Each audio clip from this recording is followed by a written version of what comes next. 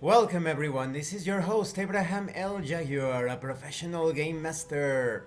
First of all, this channel is proudly sponsored by Dead Tree Studios, the publishers and developers of Dames of Asstoria, a tabletop role-playing game where you play as monster girls experiencing high adventure in a world that doesn't fully accept them.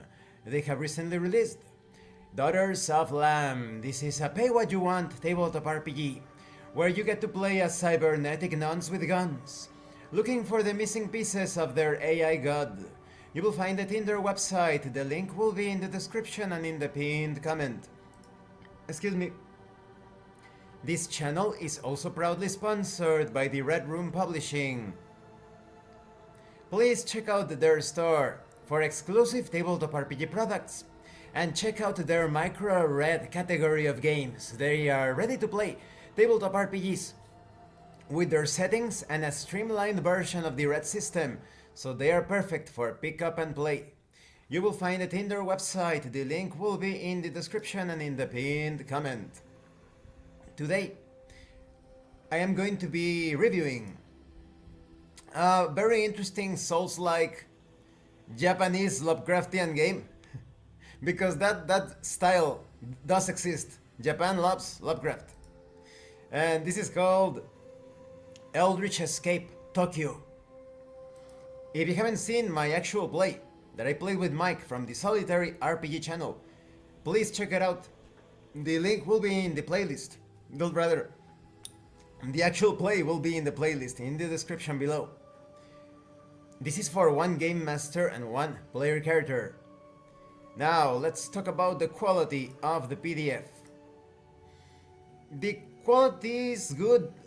My only criticism, major criticism, is that no bookmarks and no hyperlinks. This is a 154 pages document and it is not exactly cheap. It is, I won't say exactly expensive, but definitely not like the cheapest out there, right? So it's very lazy on the part of the publisher not adding bookmarks and no hyperlinks, and you can't copy and paste the written material here. Oh, we need to fight piracy. Pirates are always going to find a way. They already have so many methods to go around that. Like, I could mention a few, but I don't know if that is particularly ethical, even though the CEO of Lionwing Publishing isn't exactly ethical either. He is pretty disgusting as a person. I have interacted with him. But yeah, when it comes to the quality, no bookmarks, no hyperlinks. But apart from that, everything is well written, organized and explained, although you won't find in-depth explanations on how to roleplay and what exactly is telling a story, because this tabletop RPG has just a few storytelling elements. So a lot of people that are not exactly aware of the difference between storytelling and playing a role, because when you're telling a story, you're not playing a role, you're a storyteller. You're not playing a role, you're someone telling a story. Very different from actually playing a role in the game, describing your actions in the present, in the now. So you won't find those sorts of explanations. That's why I would recommend that if you are a beginner in tabletop RPGs, definitely look elsewhere, look to my channel, look for actual roleplay. The graphic design is great, black and white, very thematic. Like I said, a sort of like survival horror, Dark Souls or Souls-like type of environment, even though this takes place in modern day Tokyo. A very different version of modern day Tokyo. The illustrations are also great. They have that Ringu vibe to it, or Junji Ito, you know, the horror manga and anime, the works of Junji Ito, this art has somewhat of that style. So in terms of quality, apart from the bookmarks and hyperlinks, it is good, but it is a shame that there are no bookmarks and hyperlinks. Now let's talk about the contents. You have brief but enough information about the game world to play many sessions. This game isn't particularly suitable for campaigns, in my opinion. You can play it as campaigns, but there is no incentive. When it comes to character growth, it is minimal. You do have some character development due to your interactions with the world, with different beings within the world, non-player characters, etc. But if you're looking like a very advanced system of like ranking up your reputation levels or experience points and various powers and abilities that you can improve, there is no significant vertical growth. It's more like horizontal changes. Like, oh, now your character was about to get the bad ending, but in this other session, this stat went down, so now he's still good, he's still okay. And in this other session, perhaps he bumps into a character that he met before. But I think this game shines when played as a one-shot, for one-shots. And not too hardcore, that is, don't play it every week. Play it once every month, once a month or once every 2 months.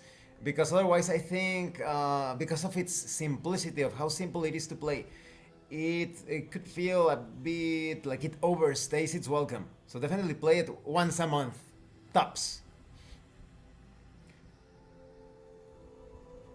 You do have factions within the game world. You have some groups, and I will try to keep this spoiler free because I don't know how much the game master would like to reveal. But I have to share this basic premise. In this game world, Tokyo has been consumed by darkness. The sun has disappeared. Nobody knows where the sun went. What happened to the sun? And you only have night, endless night. But most of the people are oblivious. Just like in real life, most of the people are NPCs that are oblivious to what is actually going on. They go about their daily lives like Walking Dead.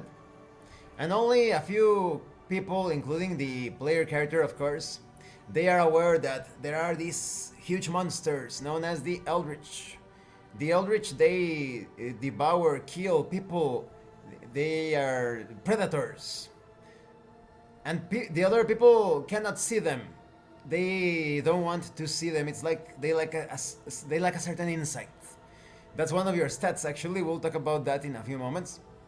So the main character is a person that, for whatever reason, got killed by one of these eldritch aberrations, which are usually like either like huge monsters. We're talking almost like Godzilla. They could be like that, but not necessarily. They could be much smaller. Because this game does feel a bit anime. It feels a bit like Code Vein, if you have played that video game. Code Vein. Or Monster, no. God Eater. It feels a bit like God Eater and Code Vein. But the combat is pretty Dark Souls, and we'll get to that. So your character gets killed, but he is brought back to life by a strange entity known as the Bellwether. This Bellwether is apparently an ally of mankind. And so this entity will resurrect you from the dead every time you get killed in this game. And every time you get killed, you become stronger. Now, let's talk about the stats and character creation. Creating your character is super simple. Come up with a name, a backstory. You have 2 stats. They always start the same. You have Ascension, which is all about physical tasks or tests. You have Insight, which is all about perception, in certain ways, charisma, you know, like the mental things. Your Ascension will go up as you die or through other factors. But if you reach Ascension 7, that is game over. That is the bad ending. Your character turns into an Eldritch, a monster. So, as you die, your rank goes up. You will become stronger, but closer to becoming a monster yourself. Very niche-like, right? Like Nietzsche. Is that the way you pronounce him? Nietzsche. I forgot the pronunciation, fuck. Even though I really like that philosopher. But okay. The other characteristic is Insight. This also goes up. And in some rare cases, Insight and Ascension could go down. But inside, like I said, it's about your perception, understanding, figuring out puzzles, all about like the mental aspect of the game. If you reach Ascension 7, that is not the bad ending, but it's the weird ending, and I will avoid that to keep it spoiler free. Suffice to say, and I guess this is there is no problem revealing this. You don't become an Eldritch, but you become something else. So, the only ways of losing in this game, more or less, are when you die so many times that your ascension reaches 7, or your insight reaches 7. That's the weird ending. But as long as you keep your insight and ascension under control, you can keep on existing within the game world. But like I said, your character is going to change. Perhaps you're going to end up quite monstrous by the end. You're going to, like I said, I used the example of Code Vein, because you look a bit like a vampire, right? Like an almost like an anime vampire, but you have enough creative freedom to come up with your own transformations and changes. Mike, my player in that session, from the Solitary RPG channel, he came up with some really good transformations. Definitely check it out. He described the way that the character was changing according to the number of deaths that the character had experienced. And you also have the Bellwether, which takes possession of an object of value of the player character. He's a bit like a sidekick, like a guide, but he's not in complete freedom. He can offer like tips, advice, and whatnot. So we have the information on the setting, we have information on the player character. How do you play this game? You pick a scenario. It's very easy because of the simple system. It's so easy to come up with a scenario. And you choose a monster, an Eldritch, for the fights, for the major fight rather. In the case of the Eldritch beings, like I said, some of them are like the final bosses, the big bads. But some others could be like minions, like the spawn, or minor monsters, or modified humans. It could be anything.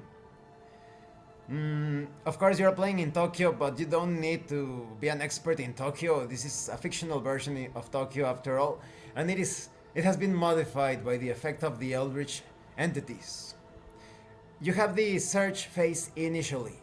This is in scenario mode only. If you want, you can actually play this game immediately in the hunting phase, which would be the final battle against the Eldritch.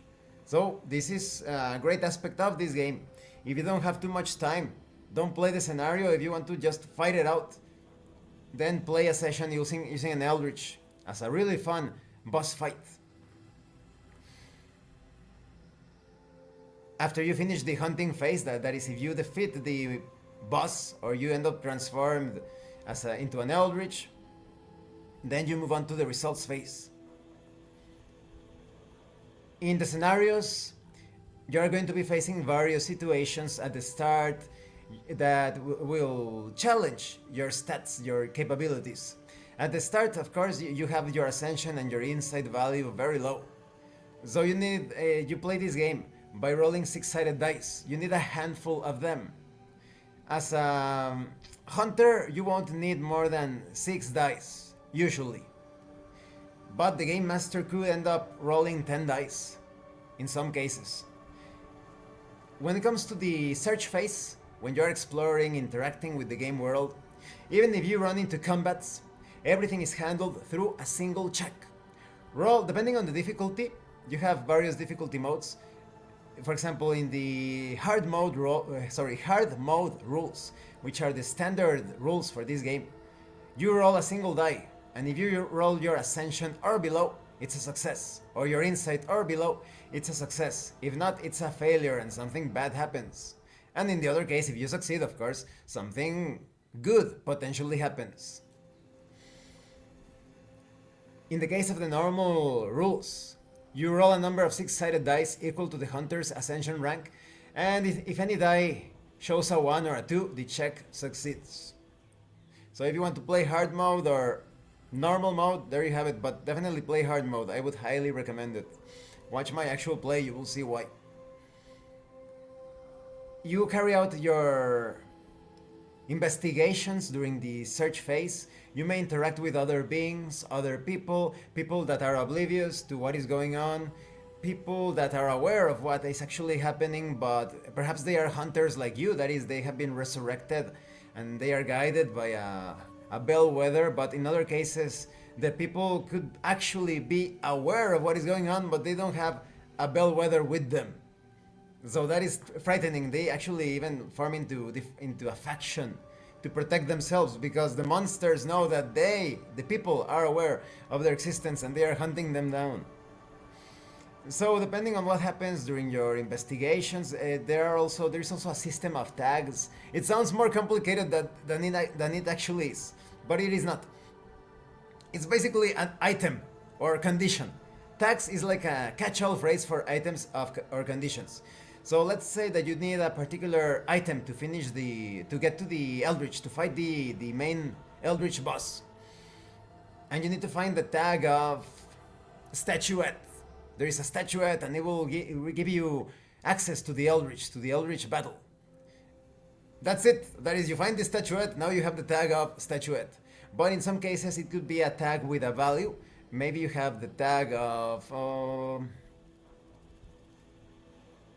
poison. You have been poisoned, an eldritch poison. And the tag starts at 3. And now every time you fail a check concerning ascension, the value goes down by 1. So if you had poison 3, now it goes down to poison 2. If you reach poison 0, your character dies, but gets brought back to life. But your ascension rises, and you will be closer. You will end up closer to turning into an eldritch monster yourself. So that's basically it when it comes to the flow of the game. Now let's talk about the hunting phase. And I will, here it is. This is the battle map. For this game, you could attempt to play it with theater of the mind, but I wouldn't recommend it because there is a lot of precision needed when it comes to moving your character. I'm talking clockwork precision. So use any software if you want to run this online, because in real life that is in physical table, you just place your map right on the table. But when you are playing online, definitely use any of those platforms or apps. Roll20, you can use the Fractal Mapper application with any streaming website or software such as StreamYard. In my case, I used the tabletop simulator. Worked perfectly, but very weird when we were playing, StreamYard kept saying something like, "It looks like your browser is not compatible with StreamYard," and blah blah blah. But no, the session was ran perfectly smooth, no interruption to the recording. And so I think it was a sort of incompatibility issue with Tabletop Simulator running in the background. Who knows? But yes, you have the battlefield. When battle starts, you are at in cell 1. Cell 1 represents the front of the Eldritch, of the monster. So if you're standing in cell 1, you're just in front of the monster's frontal side or head or whatever, or chest. The other spaces represent the flanks. The monster is going to remain in place, and you need to move around. You have, as a hunter, you have 3 actions. They could be movement or attacking, any combination. You could move 2 times and attack once. You could attack 3 times if you wish. You could do this or that, and so it's a bit like a Dark Souls puzzle game. The Eldritch has trigger actions. When you move, maybe you decide to move, I move to cell 6. I run to my right and make it to cell 6, right? But what if the creature has a trigger action that reads, if the player moves into 6, he gets attacked. And in battle, the rolling system changes. In the case of the hunter, You roll a number of dice, of 6-sided dice, equal to your ascension rank. And if you roll a 1, it's a critical hit, 2 points of damage to the shields. The shields are the hit points of the enemy. You deal 2 shields of damage.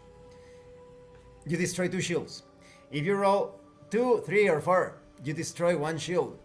If you roll 5 or 6, no shields, it's a miss. For the Eldritch, it works the same way. But the Eldritch, depending, like I said, on the trigger actions. Maybe, like I said, it has a trigger action of, if the player moves into 6, the monster swipes its tail at him. And you roll 3 dice. But there are some very risky moves. Perhaps it's a monster that if you decide to move behind it, because that's one of your choices, you can move across, run across, or jump across, or whatever. Behind the monster, you're like, oh, I'm behind the monster. And he has this very dangerous attack, like maybe toxic discharge from behind. So the monster throws something really nasty at you, like acid, poop, or whatever. And 10 dice of damage. Right? So you're going to die a lot in this game. But every time you die, the bellwether, your friend and guide, apparently, right? Your ally, raises you from the dead. You are brought back to life immediately. And once again, you keep on fighting. This is not as punishing as Dark Souls, that you have to go back to the start and now you have to make it all the way across to fight the enemy. No, here you begin immediately in cell 1 once more, in front of the monster. And so the monster also has its turns. After you finish your 3 actions, the monster takes a turn to attack you or do something else. But it's all about the triggers as well. So whether it be a trigger action from the part of the monster that you did this, you attacked from this cell and now he gets a free attack, or the monster interrupts your attack or whatever. There are ways of manipulating and affecting the battlefield. Some monsters can push you to other cells, preparing you for another attack that hits you really hard if you are in that cell. Some other monsters drop tokens. They could represent anything like minions or some sort of toxic substance or whatever. And now you cannot enter that particular cell without suffering damage and whatnot. So it's actually a really fun game. Very fun. I am surprised as to how well the battle proceeded in the actual play. And we fought, I used the weakest monster because this is my first time, as well as Mike, our first time. It was our first time playing Eldritch Escape Tokyo. And still, he was 2 steps away from getting the bad ending. And curious enough, you have to see that actual play. It's in the playlist because he did some. Oh, I did like a bit of a spoiler, right? Well, okay. Well, it was needed for the explanation. But suffice to say, he did some things that he wasn't aware that he was doing that really helped him with the fight. Like he, using the force intuitively, he started to understand. Avoided certain destructive patterns on the battlefield. But it is expected that the player should be writing down more or less what the patterns of the attack of the monster are. Because the monster, like in Dark Souls, it keeps repeating its attack patterns, only making some changes after a certain amount of damage has been suffered by the creature. So for example, a monster, let's say that it always attacks you when you end your turn in cell 1. It always attacks you, so it's going to attack twice, for that trigger action and for the normal attack. But when you damage the monster enough, maybe now it always attacks you when you end in cell 3 or 5. You see, so you have to be mindful of those changes. That's what Eldritch is all about. This game comes with 2 scenarios. They are good, but I think you will have to tweak some of the things. I indeed applied a couple of tweaks to the scenario that I ran. There are encounters, there's information. In my opinion, it's a bit more restrictive than your usual tabletop RPG. In my case, I think Mike took some very interesting, some very effective solutions to or approaches to the encounters, and that was not explained here in the game. But because this is a tabletop RPG, I decided to reward some of those intelligent actions. So they don't give you tips for that here. And I think some players, because this is a role-playing game, I think some players could follow that. Let's say newcomers to the hobby could make some mistakes, thinking that they have to be very rigid. Like, no, the book says that in this encounter you can only do this and that, and that's it. Like some multiple choice exam, you can only take choice A or choice B. If you take choice C, no, there is no choice C. Definitely, if you want your player to actually experience the game world, adjudicate that choice C. So you're going to be you'll have to modify this, some of the encounters of the scenarios, but they are still good. That's just like a minor criticism. Now to the Eldritch, they are of various difficulty levels, and that's perfect because they even have information on how to create your own Eldritch. That is excellent value. These different monsters are definitely not the same. They're not balanced in power levels. So this gives you an idea to put certain hidden advantages in the scenarios that you design. So let's say you want to face one of the most powerful creatures and you're thinking, but I am running this as a one-shot. There can be a bit of randomness because the player does not know how the creature is going to attack at the start. So it is quite common, I would say, for the character to die immediately at the start of the fight. It is certainly possible to take on one of these monsters if you are really lucky and finishing the monster off without a scenario, just in battle mode or hunting phase. But if you design a scenario so that it actually feels like the last boss in a video game, or the most powerful enemy in an anime, because there are some anime moments in this game, certainly. I would recommend that you pepper some encounters, instances within that scenario that could grant the hunter some advantages, right? Like the hunter found some sort of strange artifact that deals 3 damage immediately at the Eldritch at the start of the fight, or maybe he finds some sort of protective talisman. Like I said, this is modern day Tokyo, but heavily modified by the science, the horror sci-fi elements. But like I said, maybe you find like a talisman that allows you to nullify damage 3 times, right? You choose which damage to nullify. So I highly recommend that you do that, because some of these monsters, they are really powerful. It's going to be certain death in a lot of cases. Like you end up suffering a certain amount of damage during the fight. It's going to make it almost impossible for you to survive. It's not that the game is unbalanced, but it has that Dark Souls feel to it. Get good. Write down the patterns of attack of the enemy. Play smart, try to figure out the patterns. Each battle feels like a puzzle. But definitely that's another advantage of this game. Let's say that you don't handle it in the way that, let's say your character dies too many times, reaches Ascension 7, and destroys the monster, and now he is the monster, he is the threat.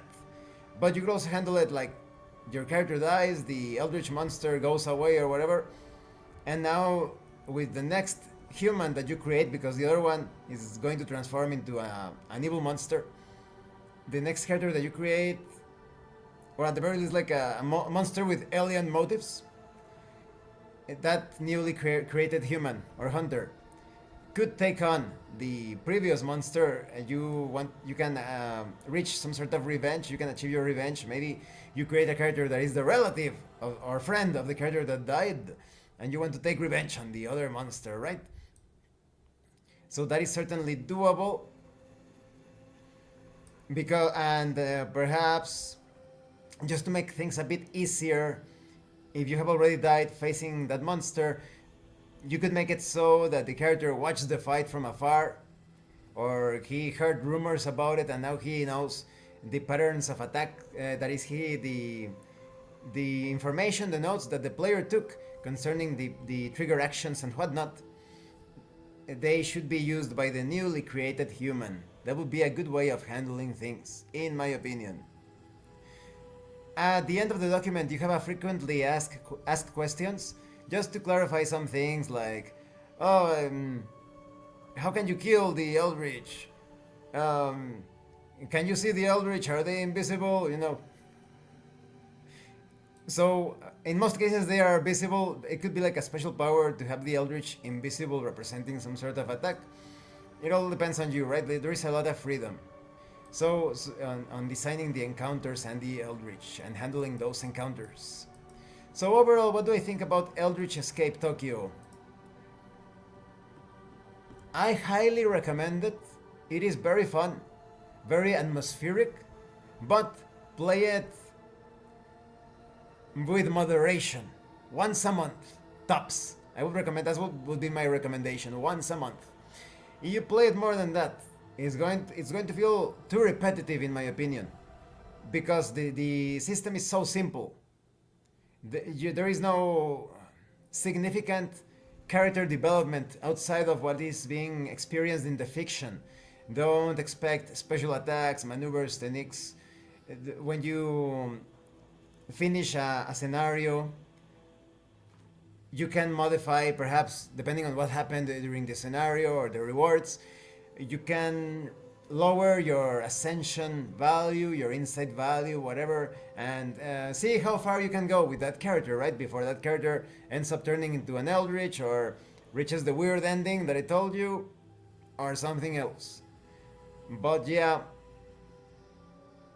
if you're going to run it as a campaign, I would recommend to make it as a trilogy at most, a trilogy, because I think it's also more entertaining to come up with various different people, like newly created hunters with their own backstories, not only like a monster of the week, but more like a hunter of the week. Like today we will know about the fascinating history of this character, right?